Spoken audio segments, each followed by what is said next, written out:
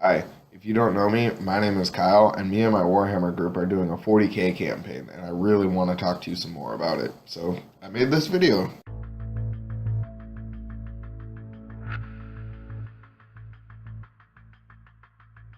Okay, so there are going to be some spoilers near the end of this video. They're not going to be very big. Honestly, it's stuff that you're going to see in the first game, but if you really don't want to know anything about how the story goes at all in any way, shape, or form from the beginning of the campaign, then once I start going over formations, then you might want to stop watching. It's just a fair warning. Thousands upon thousands of years ago, the world of Velorious Minor was held by different alien cultures who took it over pretty much because it supported life, which is kind of a boon for a planet, to be honest. It's kind of one of the only reasons to go to one.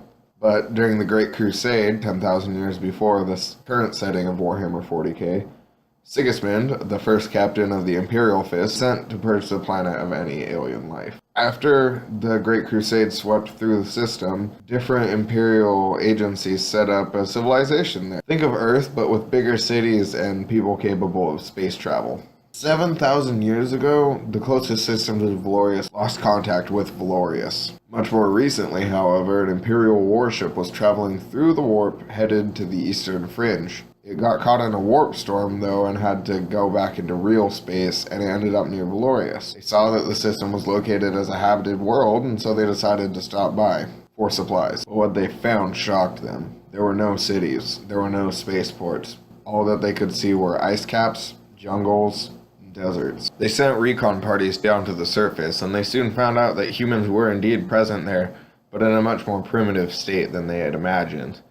They lived in small villages. There were two distinct groups as far as they could tell. Those that lived in the jungle, that hunted for game and farmed, and lived a much more simple life. And those that lived in the desert, which mined the red sands for metal, which were also slightly more technologically advanced. However, they were still considered very primitive. Okay, now I'm going to go over some of the rules that are specific to the campaign, that are either rules that are new or that are adaptations of rules from the rulebook. The first thing that we're changing is night fighting. So if it's not in effect on turn 1, then it automatically will be on turn 6 and 7, assuming that the game goes that long. Okay, another rule that we're going to have is that you can only have one named character ever per army for the campaign.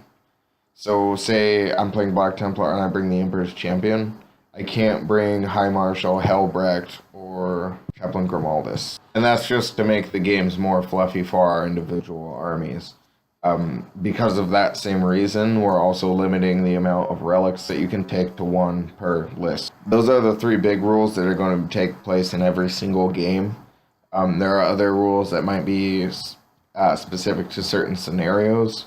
And for those, I'm going to go over them either at the beginning of the battle report or when they come up. Oh, actually, one thing I forgot to mention, you're not allowed to bring any formations from any codexes or anything like that, just to make the games more fluffy. But to make up for that, we're actually writing formations for the separate armies that we're bringing. And this is where the spoilers are going to come in for a little bit of the story. I'm just going to jump right into the formations and what they do. So if you really don't want to know like anything about how the story progresses, you could stop watching here, but I mean, it's not that big of a reveal. One thing about these formations is that each of them has a rule that affects a lot of units, and then they have a once per game type kind of rule. Okay, so since I don't have these formations memorized, I'm going to actually be reading them off my phone, which is kind of lame, but I mean, it's just what I have to do to keep them in order. I'm going to go over whose army each of these is for, too. So the first is a Imperial Guard Scouting Force, which my friend Kyle is playing. They have a special rule called Fear the Beast. All units in the formation that are within 6 inches of the Lehman Rust that's also in that formation gain Fearless. And that's just because it's big, and I would hide behind it. Next is Not an Inch. Units from the formation Overwatch add Ballistic Skill 2 during their first Overwatch. Okay, so this formation is the spoiler one, and that's that there's a CSM army that's also going to be playing in the campaign. Here are the special rules. Power above all. The Dark Apostle in the formation may nominate to remove one model from play that's also in his unit and from the formation. If he does so, the Dark Apostle gets to roll on the boon table. So it's kind of like when a Commissar kills someone. You just kind of nominate someone, they die, and he gets a boon. I don't know how that'll play out, but it'll be fun. The other rule that they have is from the dark.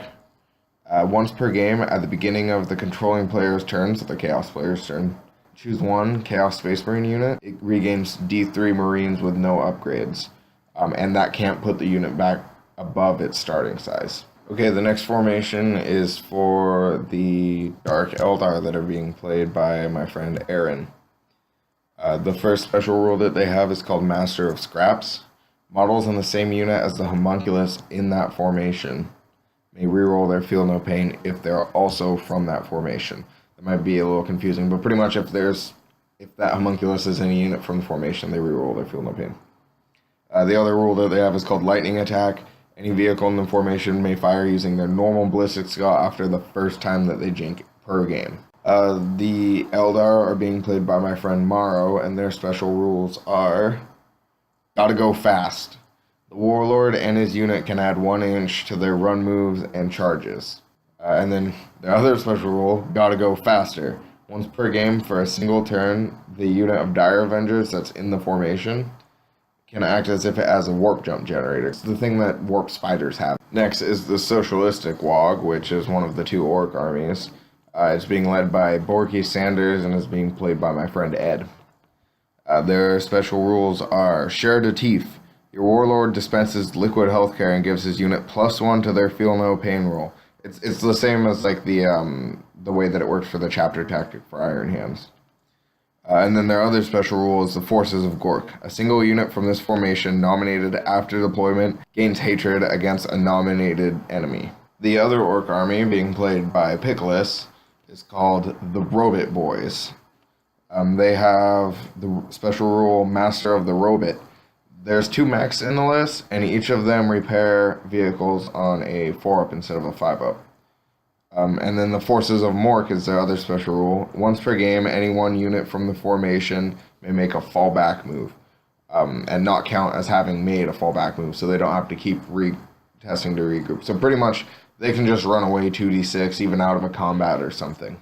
And the last formation that I'm going to go over is for the Black Templar. And this is my army. I have a rule called An Example to Look To, where the Warlord gains an additional wound, and they can make a coup de grace attack with their sword, which is the same as Cato Sicarius' rule, but they can only do that once. And then they have a special rule called Wrath of the Emperor, where once per game, a single Crusader squad from the formation may run and charge, or they may shoot their bolt guns and charge, and that probably won't be a big deal early on. Maybe later I might change it because it might get a little too good, but for now, I think it's good. Okay, so the last things that I'm going to go over, I'm calling campaign turns. So there's a small division of campaign turns called a campaign player turn, or a CP turn. And essentially, a CP turn is when it's a single player's turn to nominate who they're going to attack for resources or to advance the story. After each player has had their CP turn, that is one complete campaign turn, and there will be an event to advance the story that'll be it'll be a big thing. Okay, so that's everything I wanted to go over today. I'm going to do a pre-battle video that'll go over some of the things that are happening in the scenario for our first game, a battle report, and a post-battle video that'll talk about some of the stuff that's going to come up next, and some more of the fluff, and just things in general. Also, resources, which are going to play a big part of the campaign, but I don't really want to go over that now. It's not going to come and play for a while. Okay, so if you like that video, or you want to know more, or you have questions or anything, like, subscribe, or leave a comment. Any questions I'll try to answer to the best of my ability, because I know it's kind of confusing, and some of the stuff I was kind of vague about, but I want to be as clear as possible to both the players and anyone watching. Thanks for watching. Bye.